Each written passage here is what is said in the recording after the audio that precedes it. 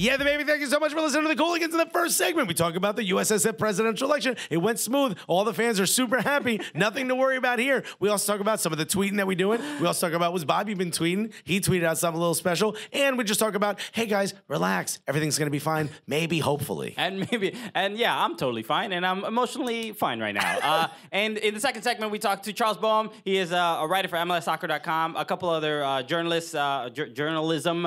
Other places you can see, you can read them. What? Papers. Yeah. You know, it's all websites. Newspapers are dying. That's really my main concern. The print industry is dead. But Charles Boehm is great. He talked to us about the USSF election. All that and more today on the Cooligans! Hey, this is Alexi Lawless. There is nobody in U.S. soccer that is more important than the Cooligans. Yeah, baby. Yeah. Come on. Get over here. You know what you're doing. What are you doing all the way over there? Take a seat over here. Come on, relax. Hey, relax. Listen to some comedians talk about soccer. Yeah, we talk footy. We're funny. Funny. That is our pitch that we made to NBC. Yeah, that's it. And they were like, that's just them trying to get on the elevator at the lobby. We weren't able to go in because of security, but I think you got to make a good elevator pitch. You know, that's how they. Buddy. we cornered somebody else. We were like, hey, what are you doing? Cancel these Olympics. What is that? A lanyard? Huh? Olympics. Buddy. Welcome to the Cooligans, everybody. This is it. The new era, new president. We're different people. They're completely different people. We've all changed. Welcome because of a hotly contested campaign. Welcome to the show. Yes, we are here at the Hackensack Meridian Hill, Stage 17. Can you tell? At the top of Madison Square Garden. We are still here. Yes. We are excited. We are happy. We going nowhere. And we're trying to, throughout, as difficult as times may be, we try to maintain gully levels. That's the only thing we can promise you. And just so you know that we're not just the funniest soccer podcast on the planet.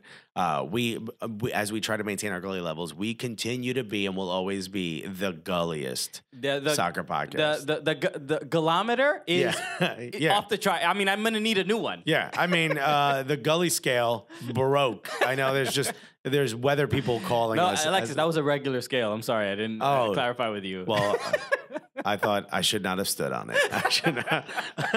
And fat jokes within the first 5 minutes. Boom. We're professional comedians. What do you mean you can't tell? Starting hot.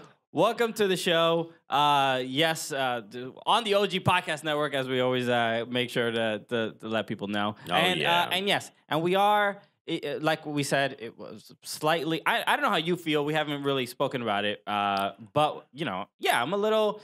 I feel like November 8th, 2016. A little bit like this election didn't go the way I planned. No, it didn't. But I think it's also like the reverse of what we've seen in some elections. Because if we're being really honest with ourselves, we wanted a lot of change, and I think that change is going to be slow to come. I don't think it's going to be the way that we sort of want it to be. But I think if we really, really, really, really ask ourselves these questions, I think in the general election, in politics, someone who has no capability of doing the job won. And I think in this case, someone we know that can do the job won. I don't know that the folks that presented themselves as candidates for change would have actually been able to do the job. Now, I'm not saying that for sure. I don't know anything about Winograd, and I barely know anything about Gans, and that's their fault. They didn't come on our podcast, okay? And I'm not listening to the other ones. But Michael Winograd did come to our comedy show. He did come to our comedy show. He did not talk to us about his platform. In fact, the next day I went to talk to him, and he actually got away from me. But we were very funny. I know that. If I'm being honest, I don't know that the job could have been done by those folks. But it was, I think, but it felt good. It did. Right? Oh, man, it felt so good. It felt so good to hear them talk about all that nice stuff. Right? All the stuff we want. We want those things. It was like a nice comfy blanket, a nice little pro-rail blanket. Yeah, but in the end of the day, I think, I've learned after a lot of life lessons that if it's too good to be true, it probably is. And in this case, I think that's what we sort of had. I think what I love about this is that this kicked over the hornet's nest.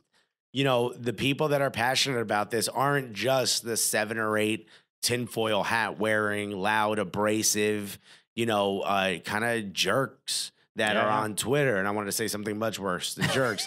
But now these are just people with really strong concerns and care for the game in America that want this change. And this change will come. This will happen because these folks are not going away. Just yesterday, if you guys are listening to this on Wednesday, just yesterday on Twitter, as I was making my way to the studio for the podcast, I was just watching, Crowley, who owns Stockade FC, and Robert Powell or Robert Crowley? No, what Crowley? Whatever, it's the same shit. And Robert Palmer, who owns names, and that's also probably not his names. Some guy named Robert who owns Jacksonville Armada. They were having a very open and honest conversation about what's to come next in public. Like this seemed like we were in on a meeting, and it seems like the idea of whether you want promotion and relegation or something like it, or a much more open system, whatever it is that you want in this game is not going to go away. And I think the more this conversation starts to happen and the more the conversation becomes bigger and bigger, there is going to be a way for MLS to sort of become a part of that. And I think it's just going to be like undeniable that you kind of have to be. And it's something that we talked about when we started this podcast, and I went on a different podcast to talk. I forget the name of the podcast, but it was something where like, oh, you're a fan of MLS, so you're anti-pro-rel and you're part of the problem. And it's like, have you ever realized that maybe you can make some of those changes while being a part of the system as opposed to just fighting the system? Do you ever realize that maybe you can come in and be a new voice? Look at all the changes that MLS has gone through in the last 3 years. U.S. Soccer will start to go through all of these changes too.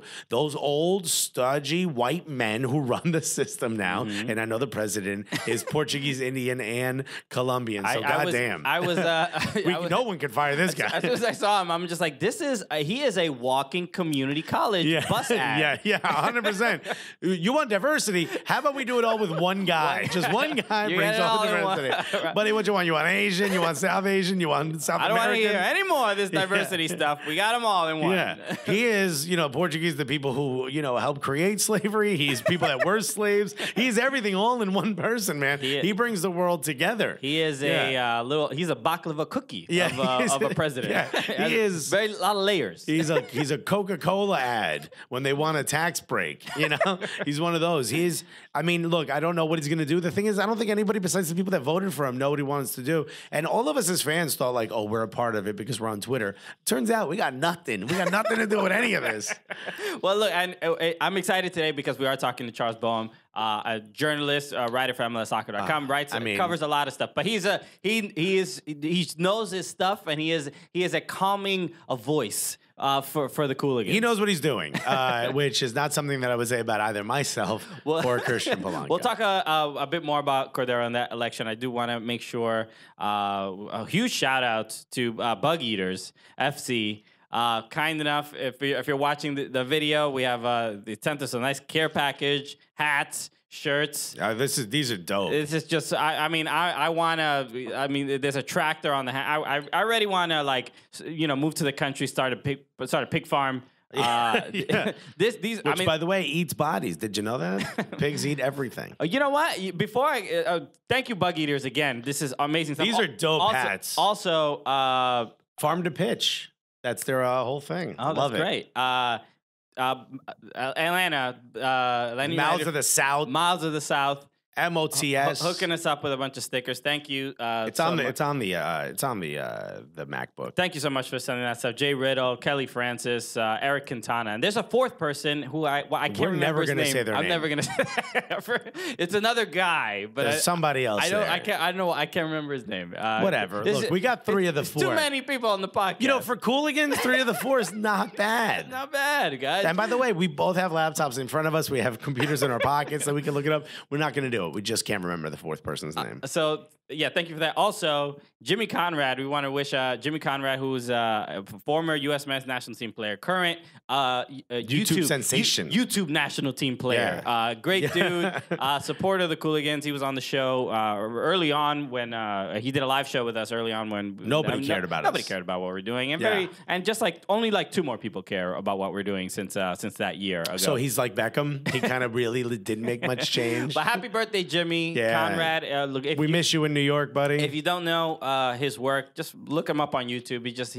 on there. He's just great. It's the Jimmy Conrad. He does like 4 or 5 videos a week. The dude's as a Major League Soccer player, you know, a national team player, to be such a part of the soccer space and also super relatable and fun and funny. Yeah. Great dude. And we don't toss that funny thing out for just anybody. He absolutely is, and he's got what I think is the most entertaining career mode for FIFA videos. Right? Yeah. And so I did want to get very quickly back to. You were talking about the pig farm thing because we were hanging out yesterday for a little photo shoot. A little late. But if you remember last week, after the Super Bowl, Alexis seemed to be very perturbed about Justin Timberlake, and he was very sure that he was a better dancer than Justin Timberlake. 100%. And I was like, what?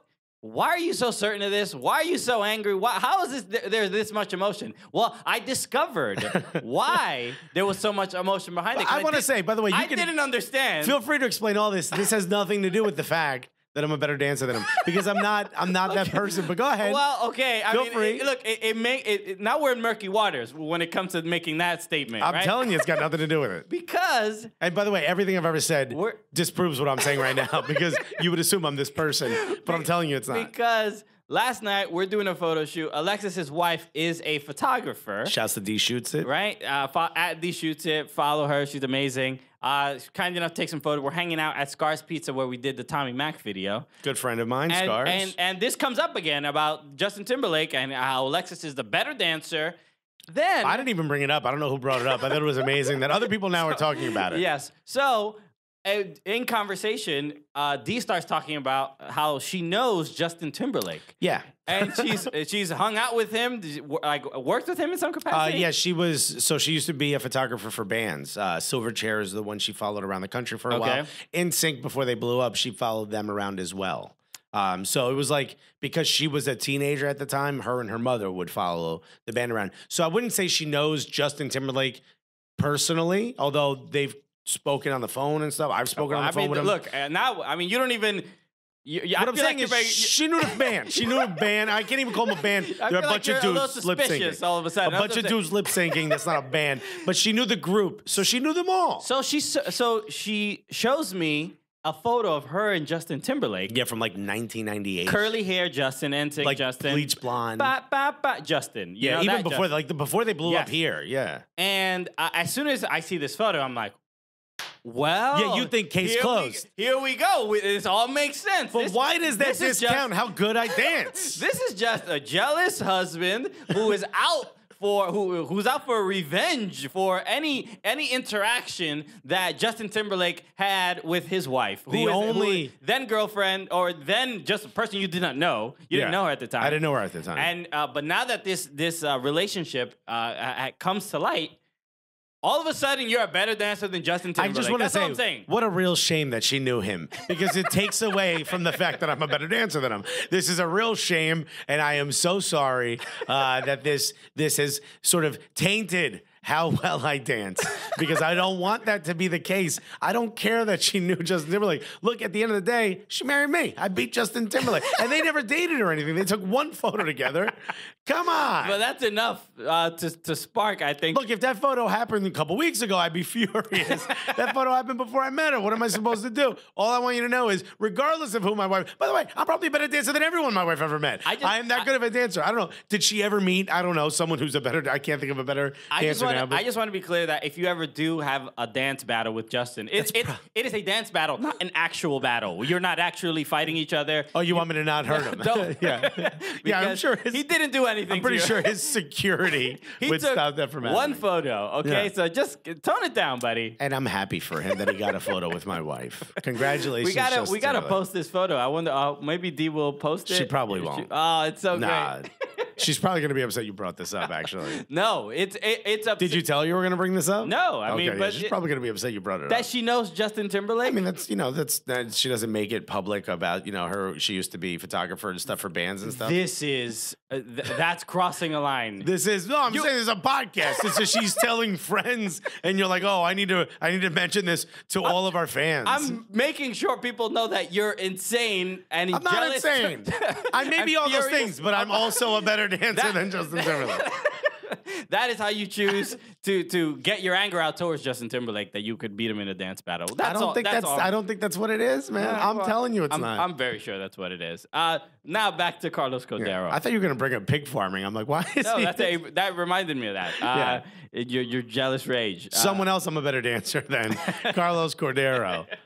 Wins the presidency. Let me ask you, because you seem to be a bit more upset online. I think I just expected that a fan first outcome would not have happened. So how did you feel? You were doing a lot of the live tweeting. I was not able to do as much. How did you feel watching the results come through? Because I was flabbergasted that Kathy Carter was not the number one, even though she was a little bit further away. I mean, it's not that far, but I don't know. I wasn't surprised by the result. I mean, the final result ended up being Carlos Cordeiro 68%, and then Kathy Carter got 10.6, matching Kyle Martino. She was just shouts to Kyle Martino. That's pretty good. I mean, he got up there. But in the first round, it was Cordeiro up top, and then Kathy Carter next, and. Who was third? I think it was Winalda was third. Winalda was actually beating Martino, which I think was a big surprise for a lot of people too.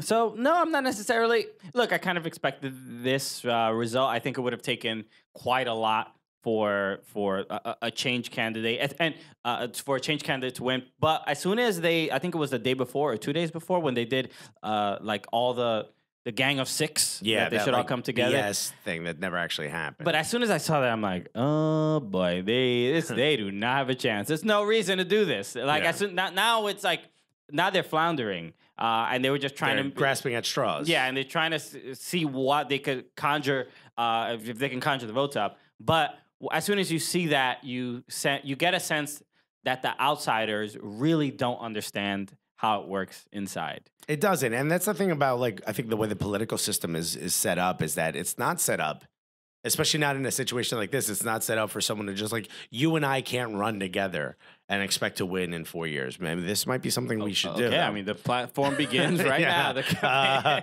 Start making those picket signs. We're announcing. Yeah, but I mean, it's set up so that you have to have a lot of experience and you have to be a part of it. And the people that vote are sort of decision makers, and you have to know those decision makers, and they have to trust you. This isn't a general ballot. This isn't something that you could do amongst the public. If it was the public who voted, if this thing was a Twitter poll, Carlos Cordeiro would have been nowhere near it. Kathy Carter might not have won. No, it wouldn't have been on the ballot. Yeah, no, because imagine Steve Gans wins that one. It's like the guy who just sweaty man, just the sweatiest sweaty man during interviews. They had to wipe down the podium after his 5-minute speech. It's like when you go to the gym and you have to carry a towel and wipe the seat after you're done. I'm sorry, what? That's like the rules in the gym. When you sweat too much, you have to like wipe down the equipment that you just used. I didn't know there was a place to sit down at the gym. That seems kind of nice. Sweating? What's that? Is there an area where you can have high blood pressure at the gym? No, look. I know a lot of people are probably bummed out. This shouldn't sway your.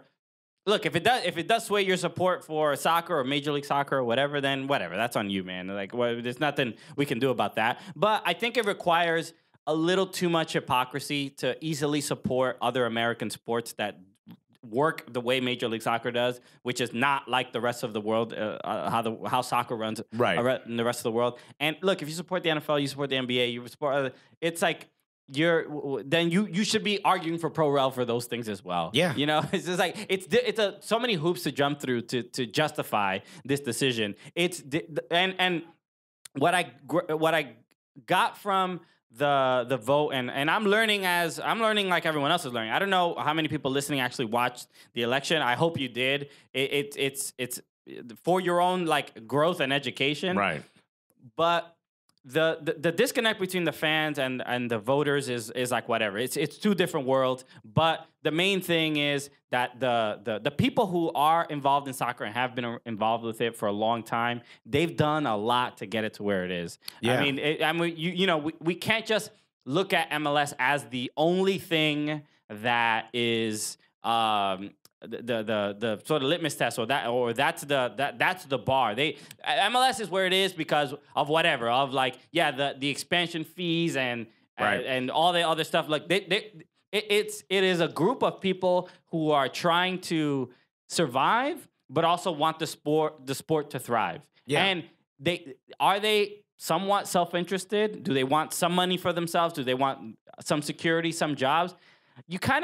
You understand it from the sense of like where soccer was 20 years ago, 30 years ago in the US. Right. They've done so much, and then it's easy to come in, when Atlanta United comes in, or when NYCFC comes in, or when Toronto FC comes in 7-8 years ago, and then be like, we need pro rel. Like, it's like, but you didn't do any of the work to get to where you are now, so that you can even ask for pro rel and it be even like a feasible thing. Yeah, I mean, just think of the people that work at Bing. They're like, we try to do something nice, but nobody wants to use what we're doing, and now we go away. And just think about what that last day at Bing was like. I don't know if Bing's still around. I think Bing's still around. Is it? I don't know. Yeah, I don't know. We should Bing that and see if it's a. But think of it like, here's the thing. I think what's most important is, look, we're MLS fans. We love the league. We love what's happening in the league. We love the changes. Do we think it's absolutely perfect? And that's it. We don't have to make any more changes. 100% not. Of course. And we've had people that work at MLS ask us, "Hey, why do you go to the press conferences and ask questions? You're comedians. Is that really a good use of your time?" And yeah, because we're not just comedians, we're also fans. Yeah. And we're fans that actually have now a bit more access than a general fan. So we kind of we're like, hey, let me ask a question that I think other people want to know the answer to, which seems not to get answered here, or not to get asked. And what we're left with is sort of this feeling that, like, look, things are going to happen, things are going to change. I would say, I think one change that can happen is, if you really want there to be promotion and relegation, and you really believe that that's going to benefit the owners and create more money in the sport, try to convince those owners. Go. I don't know how. I don't know why. I don't know how you're going to do it, but go do it. But it will require the regular fan to really talk about this stuff, and a lot of people don't know. Look, a lot of people don't know about like what how other countries run their soccer, and like how the federations are, and like I don't know. I don't claim to know everything, but it does require learning about it and talking to your friends about it, really believing that this is the way it should be, and changing the culture, right? So it'll require everyone's effort. It's not just the people at the top.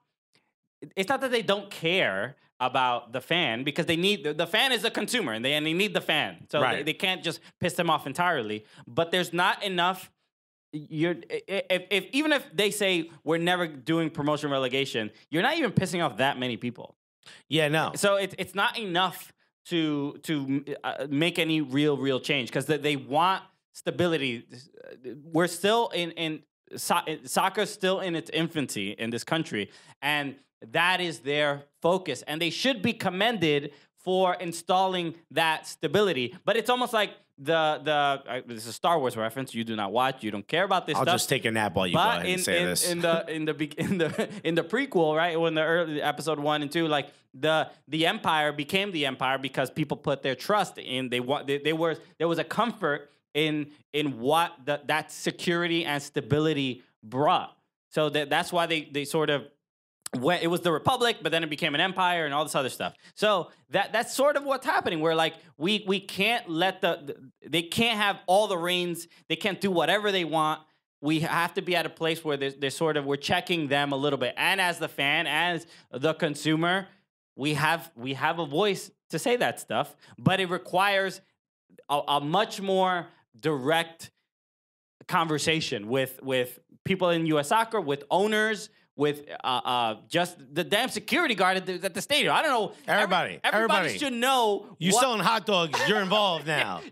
All right? Stick a pro rail sticker right on their forehead or whatever. Yeah. I mean, look, it's not that that's the most important thing, but it's really about growing the culture. And the belief for a lot of people is that opening up the system. Look, we have a Bug Eaters FC gear right in front of us. Like for the lower levels to survive, and that's really all about. It's about survival, and essentially the 1%, which is essentially like the Soccer Federation and MLS, is focusing on keeping the top alive and surviving. But it's ignoring a little bit of the lower levels, so it can't. Which is kind of understandable because that's not really their job, is to support other teams. But that's where the fans come in, and it's about explaining that culture, because the owners, I don't think they necessarily care about like the culture of soccer. They want to make money. Yeah, look, Robert Kraft doesn't give a shit about soccer. He doesn't. It's plain as day. Yeah. You know, people have told us that know what's happening on the inside. He just doesn't give a shit. It's not a part of his life. He doesn't get it. For a lot of these NFL owners, it's a hedging of their bet. If the NFL concussion thing goes bad, at least they got this other sport to play in their stadiums. That's pretty much it, okay? Yeah. If you want change, go show them that they're losing money by not doing those other things. Go create a great culture like they're doing at Detroit City, like they're doing at Sacramento, like they're doing at Cincinnati. Go create those cultures. Go create those situations where people have to look and go, why isn't that happening here? Yeah. And why am I not putting my money in that? And they will go to it. They go to money. If you could go to a damn, Division II college lacrosse game, you can go see professional soccer players. Who is doing that? Don't do that. There's people. I don't know why they do it, but they do. Yeah. Go see Atlantic City FC. Go see Bug Eaters FC. Go see Stockade FC. Go see, Nashville SC for one more year. What are other lower level teams? Minnesota United, Go see all these teams. Philadelphia Union. They need your help. Okay.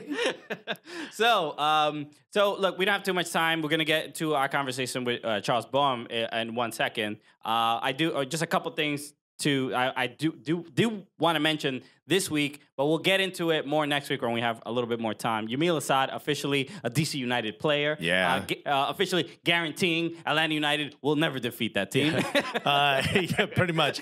And only $600,000 in TAM, GAM, and other stuff. So, pretty good deal. Yeah, and Atlanta United got a lot out of it as well. So, it was a good deal overall. It's a shame that the team's first goal scorer ever is gone after 1 year. Imagine he scores the first goal at DC United's first stadium. This might be his thing.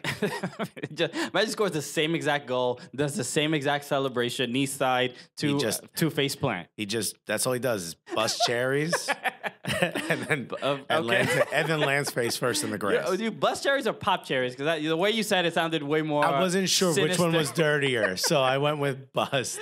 But yeah, pop cherries is what I meant. Another thing, make sure you follow us on Twitter, because we Alexis just went off yesterday on a picture. Well, it's on the screen right Graham now. Zusi. Graham Zusi. Yeah. Graham Zusi, there was a photo of him looking like he just got back from a hacky sack competition. It's a mega hipster, just like literally right out of the commune. Yeah. And Alexis kind of went nuts tweeting about it. In the tweets you sort of sense this real hatred. I feel like you hate hipsters as much as you hate Justin Timberlake. Oh, no, I don't hate hipsters. I think I hate Trustafarians, which is a quote. I'll give that to my buddy Ryan Johnson, who came up with that. Just trust fun babies who are living in our neighborhoods and pretending they're poor. Exactly. And finally, Bobby Boswell. Happy retirement, Bobby. Happy retirement, man. It's we're sad to see you leave the game. But we're happy we got to know you as well as we did, and now you have no excuse for not coming and being on the show for an entire episode. There's a space for you right here, young man. Get over here. Bobby Boswell, after leaving Atlanta United, announces. If you don't know, Bobby Boswell, MLS veteran, DC United, Houston Dynamo, and Atlanta United for 1 year. Now moving back to Houston. He says, yes, where he's going to live with his wife and his family. Not that hard to fly out here from Houston. Continental's hub is also Newark. Also, we will not cover that flight. No, we're not. But I feel like you're going to come up here for a reason. So make part of that trip to come visit the Cooligans, please. Exactly. So next week we'll have some more fun stuff that we'll be talking about Bobby. And so that's it. Yeah. That's not it. We're going to get to our interview. We're going to get to our interview with Charles Boehm. Great journalist. Comforting man. Just a comforting voice in soccer. And I'm glad we got to talk to him and have him on the show. And we're going to have a special episode this week. So this is not all the Cooligans you're getting this week. Yeah. So why don't you listen to that? Oh, thank you so much for listening to the Cooligans. We just want to break in real quick to talk about our sponsor, Mike's Hot Honey. Mike's Hot Honey. We keep it with us at all times, and you should do the same thing. Go to mikeshothoney.com. Use the code HOTCooligans. You're probably thinking that already just looking at us, right? HOTCOOLIGANS. If you do that, you're going to get 20% off. You're not just going to get 20% off just this little packet of hot honey. You're going to get it off your entire order. That's right. Everything you purchase on the website, if you put in Hot Cooligans, you're going to get 20% off. Think of a better gift for your significant other for Valentine's Day. Oh, that's right. Also, happy Valentine's Day, everybody. Oh, yeah, that's happening. But think about this, right? She or he comes home, and the first thing you do is just start rubbing Mike's Hot Honey all over their private parts. That's exactly what you should be doing. And you can think to yourself. Yeah, that's what I was thinking. And you can think to yourself, man, I got 20% off this stuff. I should use 20% more. That, or you can put it on pizza. You can put it in your drinks. You can put it on a lot of your food. I found out recently that it goes amazing on arroz con pollo. Oh, my God. Also, I didn't even realize you could put it on in your tea, which is that sounds delicious. It's so good in your tea. And salads and ice cream. Oh, buddy, you can put it on anything. So, including your significant other. So do whatever you want with it. Go to mikeshothoney.com. Mike's going to be so upset about this. Go to mikeshothoney.com, put in Hot Cooligans, get yourself 20% off. Hi, this is Mike Coscarelli from Anxiety Now. And Andrea Allen from the Hot Mess Comedy Hour. We just launched the brand new OG Podcast Network and wanted to let you know that you can hear ours and other great shows by going to ogpodcastnetwork.com. Also, be sure to follow the network on social media to keep up to date with new shows, videos, and live events. That's at OG Podcasts on Instagram, Twitter, and Facebook. Or you can subscribe to your favorite OG podcast wherever you get your podcasts. Yeah, baby, we're back. We are back. And this is exciting, and also I don't know whether to be depressed, worrisome. I don't know. I feel like our next guest is on the show to make me feel better. That's it. Nothing more. It's so funny. Like, it feels like this is the third time we're doing something similar to this, where something happens, we all have a lot of hope, and then nothing really happens. But personally, I don't know. I kind of feel like maybe this wasn't the potential worst outcome for a lot of the fans, but there's also this sense of not really knowing that seems to go hand in hand with being a U.S. soccer fan, an American soccer fan. And who do we bring on to stop the bleeding and to make us all feel good again is someone who has created more questions than I had before. But I mean, you could read this gentleman's writing all over the place. He's MLS Soccer, 442 USA, U.S. Soccer Player, Soccer Wire, all over, and he's on Twitter, and he's our friend, whether he knows it or not. Ladies and gentlemen, unless you're driving, put your hands together for Charles Boehm, everybody. Hey, Charlie, what's up?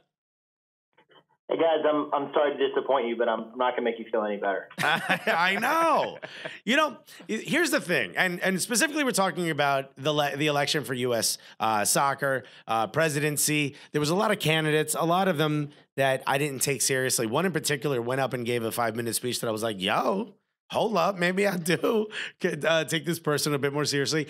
And it seems like the one person that no one was really, one of the two, because no one was talking about Steve Gans, but one of the two people no one was really mentioning kind of surprised everybody, or maybe not everybody, maybe just myself and Christian, and took the presidency. Give us a little bit about what it was like to be in the room and sort of the lead up to the election itself, and then watching Carlos Cordeiro win.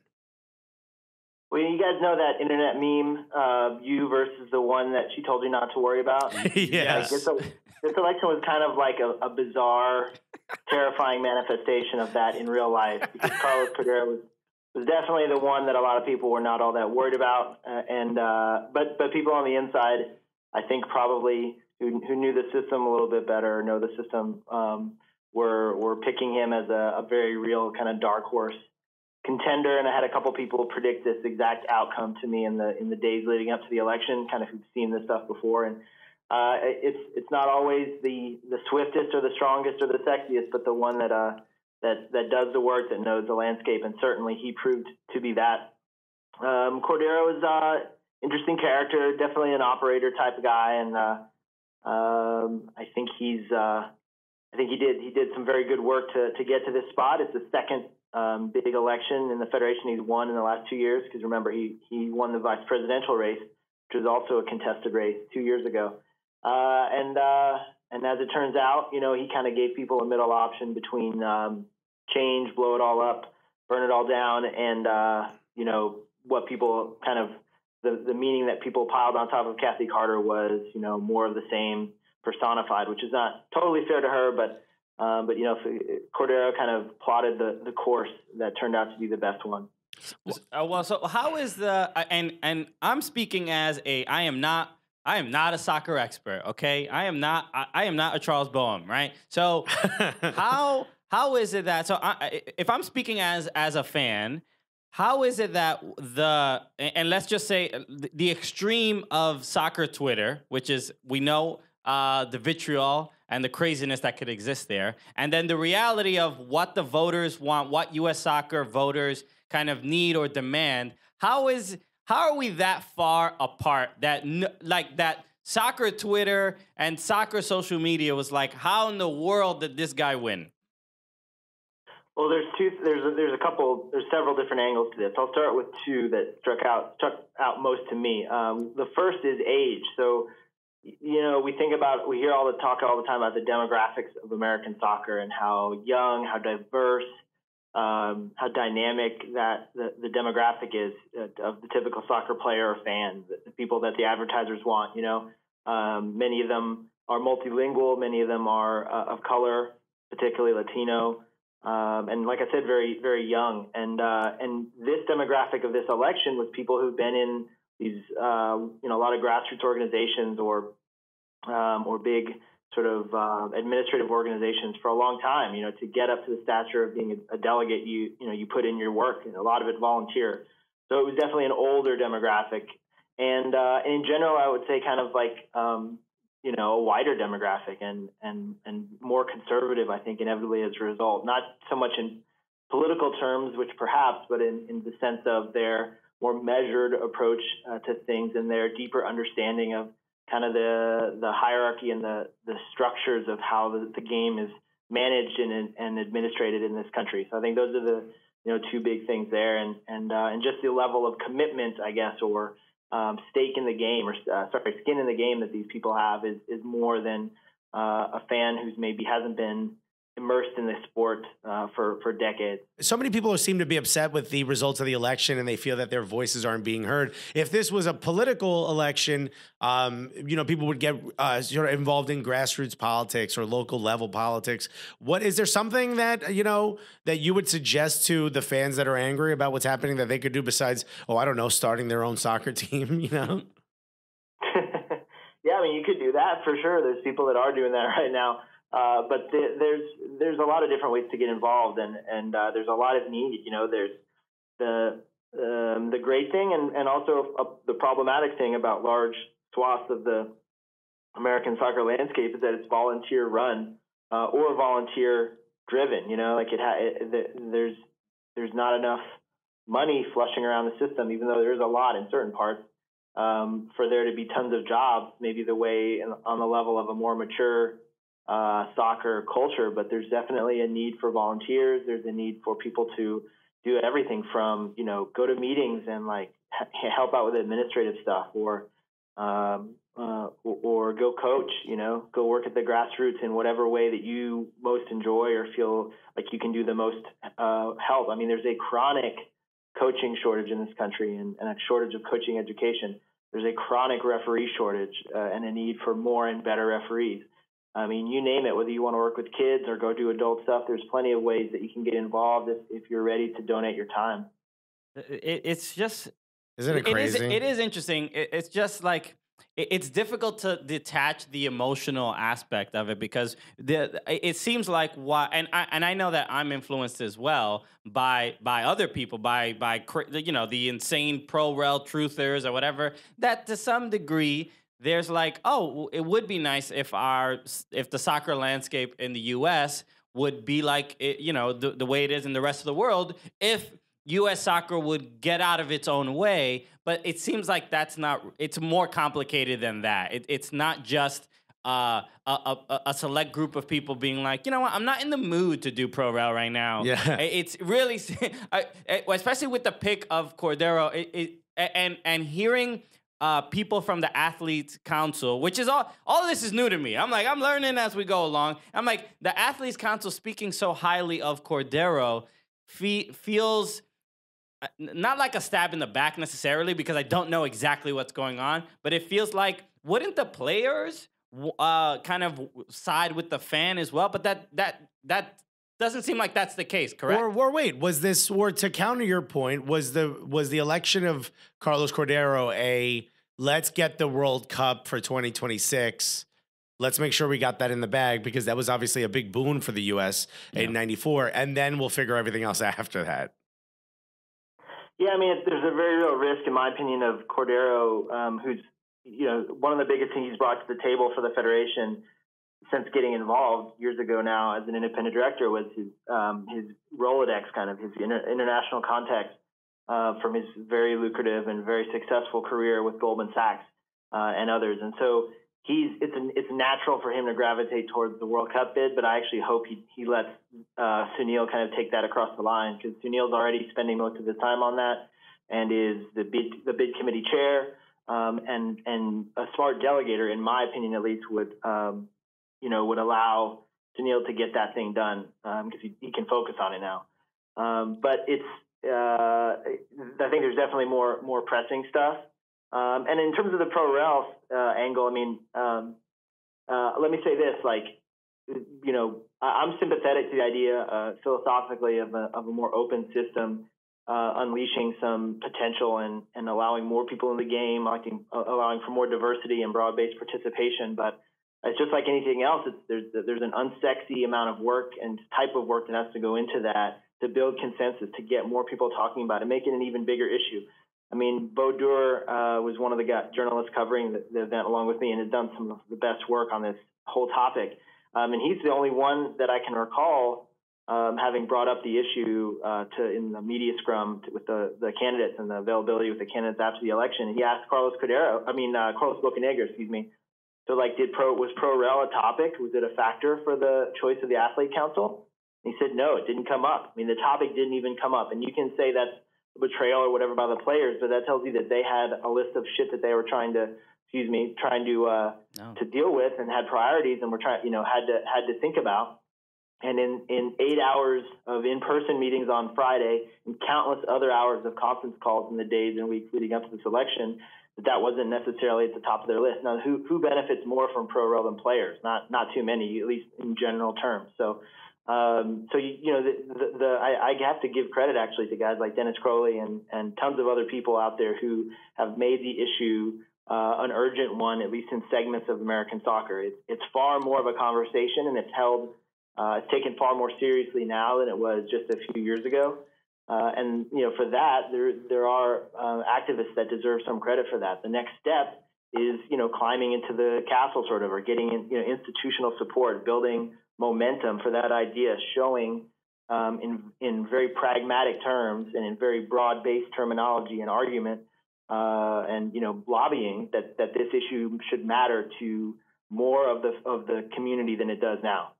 The thing, speaking of the athletes, and especially the Athletic Council or the Athlete Council, which Christian and I had no idea what it was. It came up a lot, and we had to Google a lot of it, and we still don't know what it is. But the one thing that struck me as odd is that everyone seemed very surprised that they voted as a block, and everyone seems to have so many conspiracy theories now as to why that is.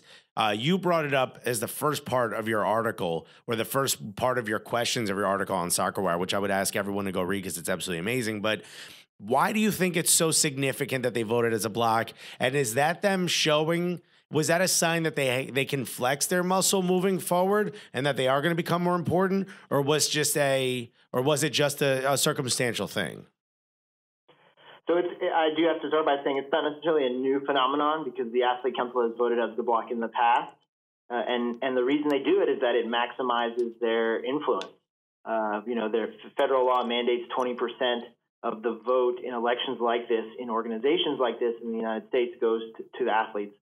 And they, I think that there's this perception that some of them didn't take it seriously because they didn't show up. And we can get into the finer details of that. There are some problematic elements to the fact that only 12 of 20 were there, but the athletes who were there emphasized that they had the broadest levels of participation among the council they've ever had. They had the best turnout and physical attendance that they've ever had. And of course, once they decided to vote as a block, it could have been one of them, it could have been 20 of them. Their vote was going to add up to 20%, no matter what. But they definitely did. The first aspect was voting as a block for Cordeiro prevented Carter from winning on the first go around, the first ballot. And then, although technically it was Don Garber and MLS who switched support from Carter to Cordeiro to actually end it and create a winner, a majority vote in the third round of voting. But the athletes were the ones that that really effectively, in the most primordial kind of way, determined the election. And if you had that kind of power like that as a group, a fairly relatively like-minded group within this organization, you would probably see the benefits of that too. They now are in a position of influence over the president. They are as united and as loud a voice as they could probably ask for in everything that the Federation does now. And if Cordeiro doesn't meet their expectations or work with them or make progress in their eyes, then they'll probably go in a different direction and maybe help beat him in 4 years. Yeah, it was from that block vote, I got the sense and maybe it was like not necessarily a slap in the face, but there's just this hard realization that when it comes to I think the focus of the voters is really just about stability and including the players. So there's a lot of people upset about the choices that U.S. Soccer makes, but a lot of those choices are being made by people that just kind of want to make sure that they have a job, that they can make a living in soccer, which is a respectable thing. And I think there should be some light shown on that, because I think the fear is that if we blow everything up and go in the wild idea direction, is that it could fall apart and then we don't have jobs anymore. Yeah, I mean that's certainly something that Hope Solo she made that allegation in significant length and detail before and after the election, that some and powerful agencies and agents can influence the athlete council. And there's certainly some things to explore here, and it should be in the spotlight and discussed, that how influence kind of is spread out and exerts itself in different directions and in different ways, both in soccer in general in this country and specifically in power dynamics like an election. Unfortunately, though, you're going to have to broaden the conversation and the list of allegations to be made and I guess internalized by more people. Hope Solo is a fascinating character, and she's bold and strong and brave, but she's not necessarily perceived as an entirely objective, unattached voice of her own. She's not necessarily a voice that has widespread credibility. So it needs to be more than a small, one candidate or a couple of candidates and a relatively small percentage of the conversation and the people in it. We've got to get more detail, and maybe that comes down to people in the media like myself digging up more dirt. But there's also a broadening of that movement that has to take place. At the end of the day, stakeholders, people who have invested anything, whether it's time, money, their careers, whatever it is, they're probably going to have a stake in the current system, but that doesn't necessarily mean that they love everything about the current system. I mean, it's funny, like, it feels like, the CBA going back a few years ago, some incremental steps forward. It seems like we're constantly making incremental steps forward. And I think Christian brings up how there's a large section of the fan base, or at least a very vocal section of the fan base that are angry at us for some reason. Well, they're always mad at us because they think we're stool pigeons. Yeah, but we agree with you. Yeah, and we're talking about how we agree with you. But, they want radical change, and that just doesn't seem like the kind of thing that happens. But I know that from all of the talk that the fans have been saying on Twitter and just everything we heard leading up to the race, leading up to the election, was how Kathy Carter was, sort of the one that handpicked to keep everything going the way it was, and no change at all would happen. Looking at it from my perspective, which we talk about this a lot on the podcast, I don't know if you listen, I would be one of the most corrupt individuals if I was a president of anything. I would accept any and all bribes. And whenever I see something happening, my mind first thinks, what's the hustle here? You know, like, is this a good hustle? And after watching all this, and you mentioned MLS switching their vote, Don Garber switching the vote to Chris Cordero. A lot of fans are asking the same thing I am. I'm sorry, to Carter, from Carter to Cordero. A lot of fans are asking the same thing I am. Was Carter put in to distract us away from Cordeiro so that Cordero could go out and do his bidding and go get the job done, and everyone could sort of point their anger and hatred at Carter, who kind of popped up for no reason, you know, kind of inconspicuously, and can kind of go away and not really, she's not part of the public sort of the public world in soccer. She can go back to doing her job and not have to worry about what people think about her. You bring this up a little bit in your article. What do you feel about that? Well, I think I've had strong cases made to me in both directions here. After the piece came out, I had some smart people who are very familiar with this whole situation push back really hard on it, and really question the idea that Carter would either voluntarily or unwittingly put herself through what she's gone to simply to ensure that Cordero or those behind Cordero, you know, got their way. So I think we need to have some more proof here, and we need to not throw things around without founding or grounding. But it is whether it was a grand conspiracy or simply an interesting sort of scenario that unfolded in terms of the dynamics of the race. The eventual outcome, certainly Carter's presence in the race helped Cordero, I think. Although you can say she almost beat him. I mean, she was right behind him on the first ballot. That's true. But they're definitely having two establishment candidates in the race really affected the dynamics of it and how kind of perceptions and power kind of float around. So I don't know. Again, that's one of those questions we may never be able to answer. I do think we have to realize that Kathy Carter really got her name dragged through the mud. She walked away from a very profitable job that she had done for a long time. She'd done a lot of service to the organization, both MLS and some collectively over decades. And now somebody suggested to me that she may not even be allowed to go back to her job. You know, that there may have been enough bruising and enough kind of new perspective gained by this whole experience that she may want to take her career in a different direction. So I don't actually think it's a given that she's going to go right back to the way things were before. So I don't know. It's just another one of many sort of doubts and murky areas of this whole thing. I just want to say on record that if that is the case, that she was put in, I respect the whole thing. You know me, I love a good hustle. It's just genius political standings and movings and you know, oh man, I want to see envelopes under tables. I want to see the whole thing. I love the whole nine. I respect it. Okay. I mean, hopefully it doesn't go in that direction, the U.S. soccer. But how do you feel after all of this? What do you think? The general knowledge for the soccer fan? Do you feel like more people are informed? Do you think they're more well informed? Like, what do you think is what should we expect as fans from U.S. soccer going forward? Yeah, so I've been. I think a lot of people are looking at this election as kind of something that's in the past now, and I really think it's actually the beginning in a lot of ways. Whatever you think about how this process unfolded and who eventually won, there's a level of consciousness across many levels of the scene here in American soccer that have been awakened. And I don't see that necessarily changing anytime soon. I don't think we're going to have any more uncontested elections like the ones that got Sunil into the position and kept him there for more than a decade. I think we're going to have at some point in the next 2 years or thereabouts. It's still not clear how they're going to fill the vice presidency position that Cordeiro vacated. It could take a year. It could happen within the next year.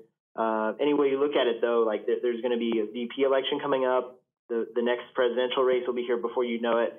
And while I don't necessarily expect them to have 8 candidates and all this craziness as this election had, there will be opportunities for people who have problems with the current leadership or the current structure to speak out, to support candidates, to run themselves, what have you. So in that way, it's kind of cool to consider that maybe there's a new era now of at least greater transparency, greater involvement, greater accountability. It's sort of I don't think anything, this isn't like the nuclear button for U.S. soccer. And I think that's one of the things, or American soccer. And I think that's why it's so positive. You were talking about the different positions. One position that sprang up in December, which a lot of fans are thinking that this is a way to sort of mute the power of the president, just in case like a big reform candidate did make it in, is the sort of the adaptation or the creation of a general manager. Vice president, we don't know. General manager, can you speak a little bit to that? Do you know anything about that? Is that something that is getting filled in the moment or will be filled via election? Yeah, well, it won't be an election. It'll be it's a full-time job. Actually, it's 2 full-time jobs.